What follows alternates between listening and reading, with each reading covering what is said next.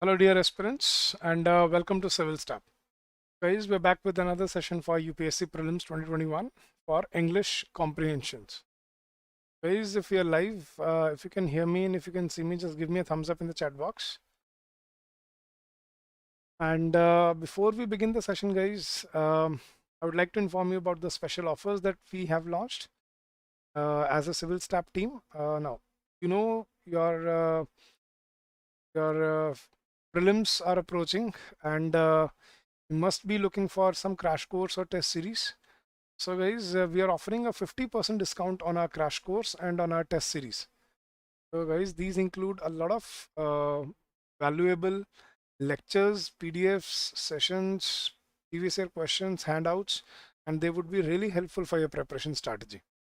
So if you wish to avail any of these courses, please feel free to do so and contact us for the same.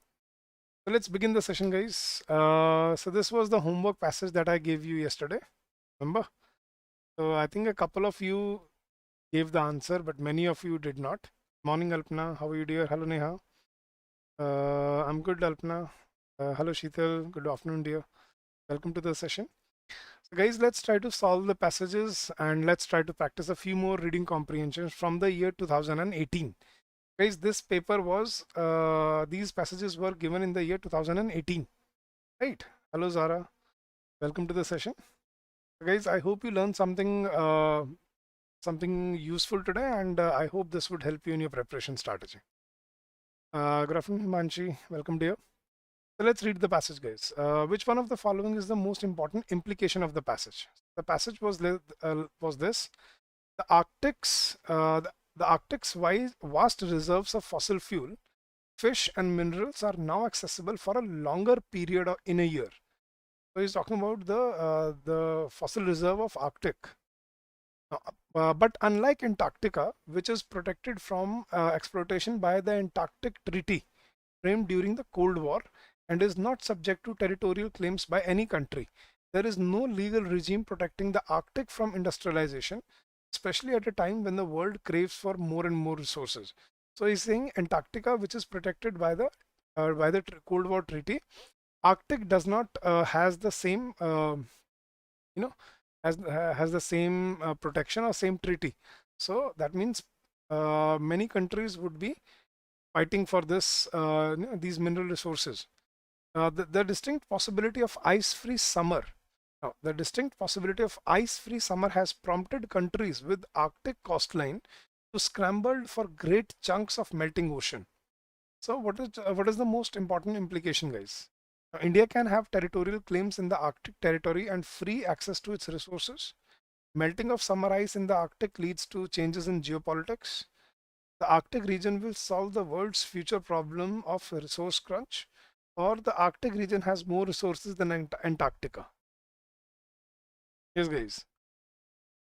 What do you think has it is the most logical implication of this ice-free summer that Arctic has, and it has no treaty protecting it from other countries to take away the resources, the chunk of resources it has. So what do you say is the most logical and important implication here, guys? Very good, Alpna. Sheetal. Obviously, melting of summer ice in the Arctic leads to changes in the geopolitics. Absolutely. People fighting, and then you would see countries fighting for these resources in the coming years, guys. Very good, Mount Abu homestay. Very good, Himanshi. Good, Neha. Very well done, guys. So that was the homework passage, guys, and don't forget to like the session, guys. We do this for you, and if you like it and share it, it may reach to someone who who actually needs this. It's somebody who cannot afford it. So don't forget to like and share the session, guys. Good afternoon, Ankit. How are you, dear? So, guys, let's begin the passages for today. Let's try to solve some new passages. So here we go. What is the crucial message conveyed by the above passage? So we have to find the central theme, the message conveyed by the passage. Let's read the passage, guys. Being a member of the WTO, World Trade Organization, right? Being a member of the WTO, India is bound by the agreements that have been signed and ratified by its members, including itself. According to Article 6 of the Agriculture Agreement, providing minimum support prices, MSP, which is being fought for by the farmers for the past almost 1 year now. So, according to Article 6 of the Agriculture Agreement, providing minimum support prices for agricultural products is considered distorting and is subject to limits. So, providing MSP for agricultural products is considered distorting and is subject to limits. The subsidy arising from minimal supports cannot exceed 10% of the value of agricultural production for developing countries. The subsidy provided by the government for minimal supports cannot exceed 10% of the value of the agricultural production for developing countries. Now, PDS in India entails minimum support prices and public stock holding of food grains, right? Public distribution system. So PDS in India entails minimum support prices and public stock holding of food grains. It is possible that in some years the subsidy to producers will exceed 10% of the value of agricultural production. What is the crucial message conveyed by this passage, guys?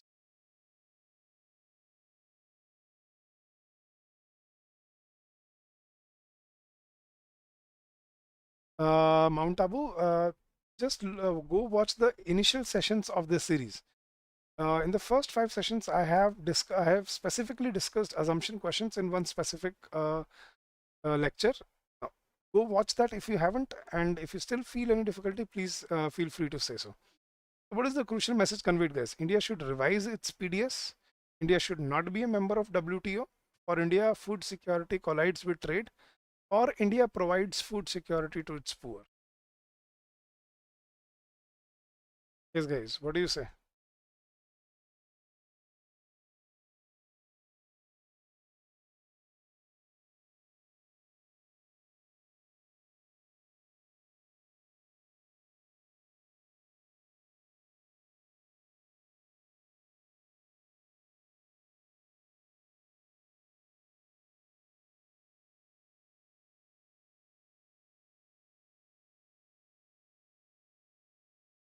Okay, Mount Abu, I'll try to take a session very soon, specifically on assumption, inference, and conclusion.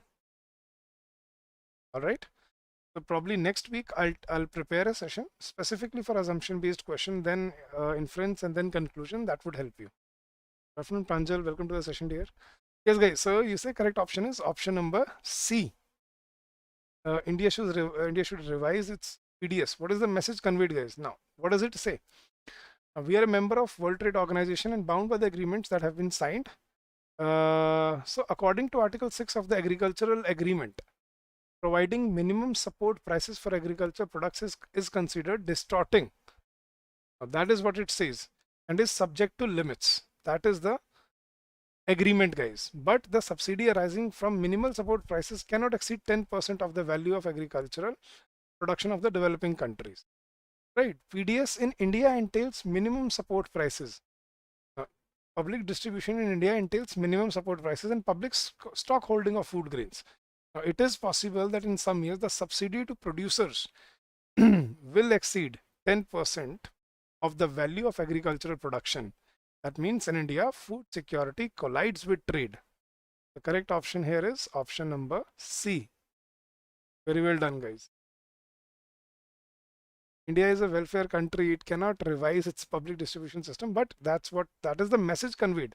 And now we are bound by the agreement that minimum support price is distorting and subject to limits. But in India, the opposite has to be done. So in India, food security collides with trade.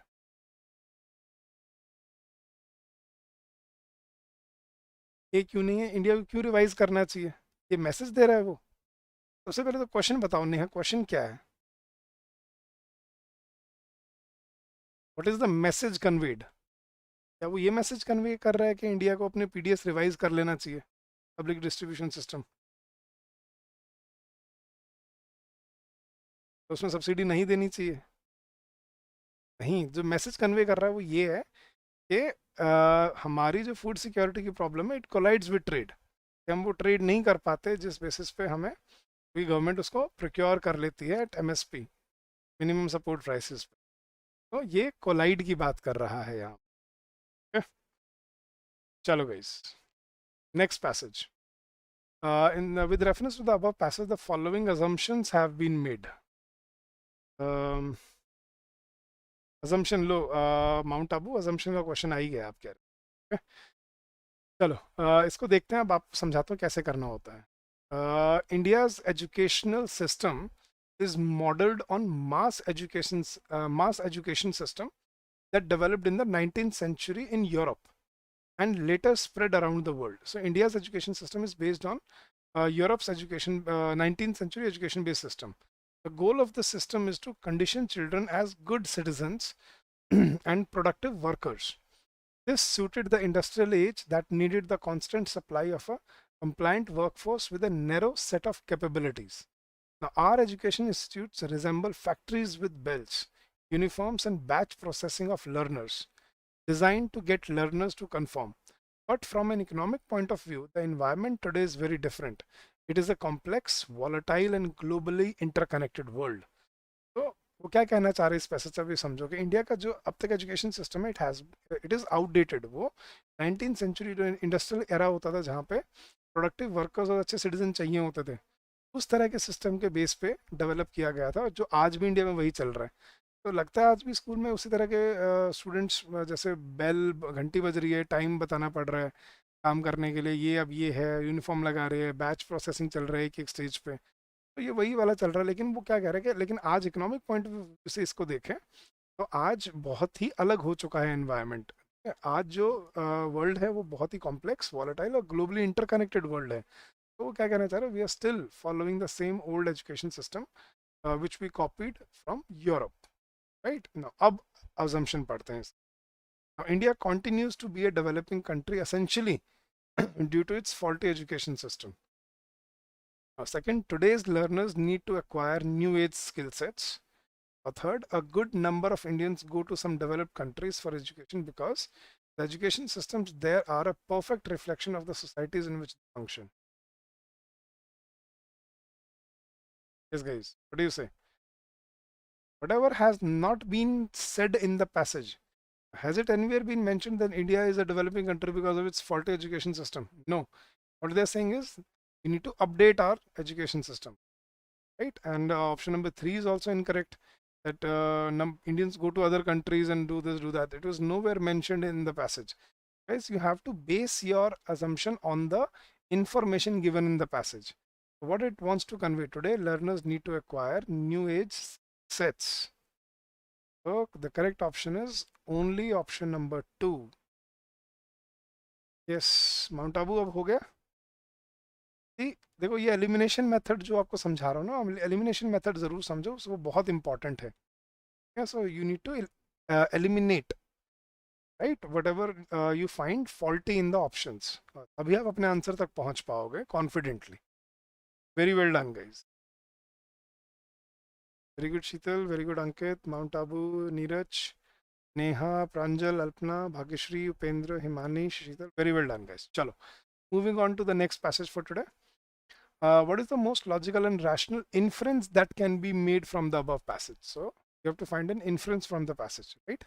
So let's read the passage, guys. The practice of dieting has become an epidemic. Dieting करना मतलब खाना कम कर देना, dieting करना. So the practice of dieting has become an epidemic. तो दुनिया भर में फैल चुकी है ये practice. Now everyone is looking out for a way to attain that perfect body. सबको वो perfect body चाहिए. Now we are all different with respect to our ethnicity, genetics, family history, gender, age, physical and mental and spiritual health status, lifestyles and preferences. Thereby, we also differ in what food we tolerate and are sensitive to. So he's trying to say every human being is unique, different, based on his ethnics, genetics, family history, his lifestyle, health status, preferences, and that's why we differ in our food that we tolerate and we are sensitive to. So we really cannot reduce so many complexities into one diet or diet book. So this means there is not one diet that fits all. This explains the failure of diets across the world in curing obesity. That's true. Unless the reasons for weight gain are well understood and addressed, and unless habits are changed permanently, no diet is likely to succeed. So what can be inferred from this passage, guys?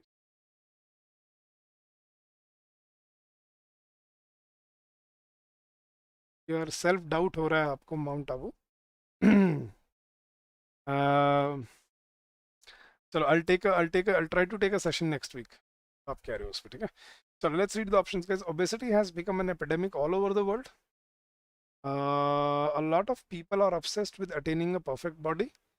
Third, obesity is essentially an incurable disease. Or there is no perfect diet or one solution for obesity. I think that's an easy one, guys.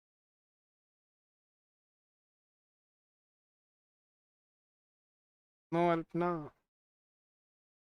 A lot of people are obsessed with attaining a perfect body. That was the passage tries to convey. Logical and rational inference.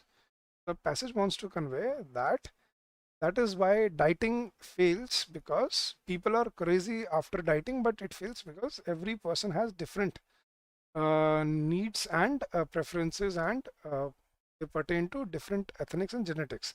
So unless we understand the the reasons behind weight gain and address it and change our lifestyle and habits permanently, any diet cannot fit everyone. Correct.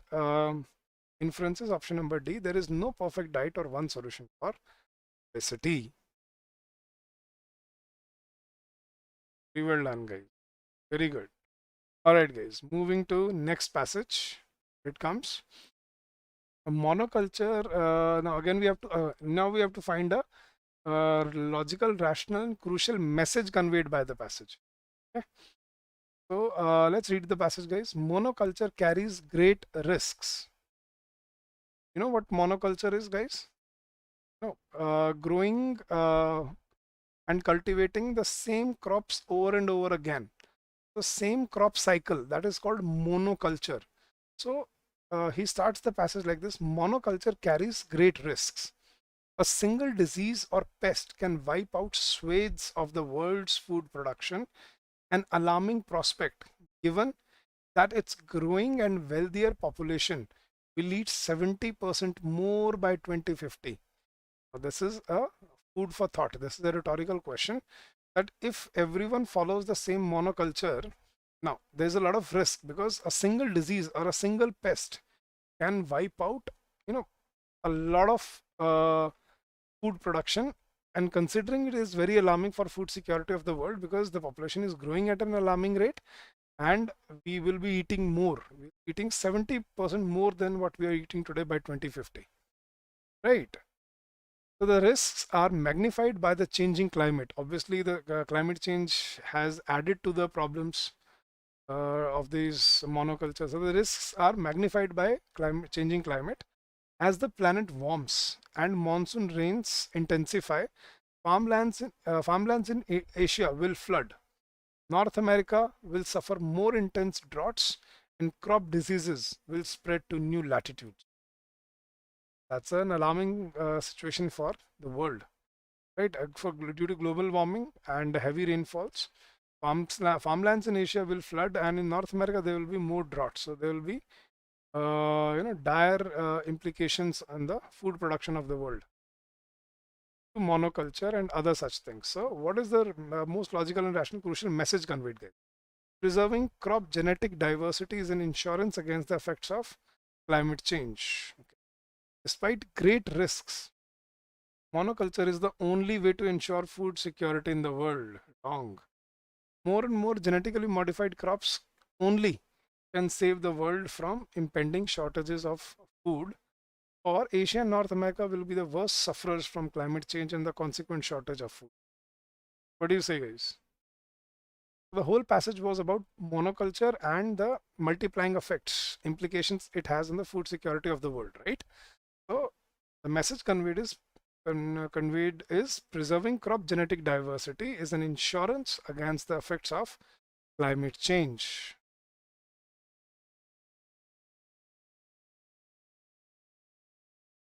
All right, guys. So very well done. Good. Very good, Vaishali, Himanshi, Ankit, Talpna, Sheetal, Bhagyashri, Upendra, Neha, Pranjal. Very well done, guys. Quickly give me a score, guys. And this is your homework passage for today, guys. We're taking a short session today. We'll be taking up longer sessions next week. right? So this is your homework passage, and there are 2 questions on the basis of this passage.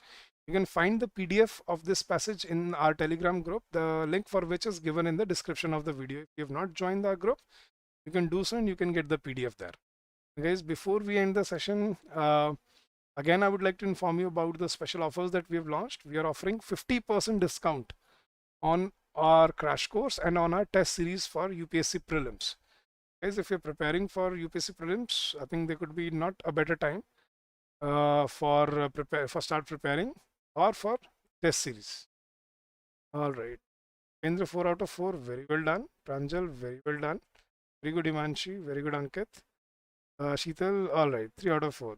Okay, Mount Abu 4 out of 4, very good. Alpna 3 out of 4, bad. All right, guys, good job. Very good, Bhagyashri. Thank you so much for joining in, guys. I know the tension is building up. I know the butterflies in your stomach, they're forming from larva into butterflies. So you need not pressurize yourself. Just be constant and just be just be determined with your preparation, guys. Thank you, Manchi. Thank you so much. Yes, Mount Abu, next week, पक्का assumption, inference, corollary, इन पे separate questions लेके आने की कोशिश करूँगा. Okay.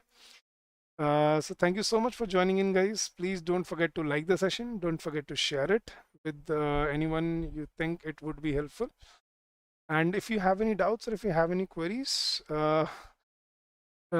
please feel free to do so. You can call us on this number 8146207241, or you can drop us an email at hello@civilstaff.com. Beshali, I would love to take a class every day, but my bandwidth is limited, so I can only take 2 sessions a week. But we have covered, I think, almost most of the previous year's passages up till now, and we will keep on doing so, right? Thank you so much for joining in, guys. Take care, stay safe, stay healthy, keep on working hard, stay focused, and stay determined to your cause. All right, so happy learning to all of you guys.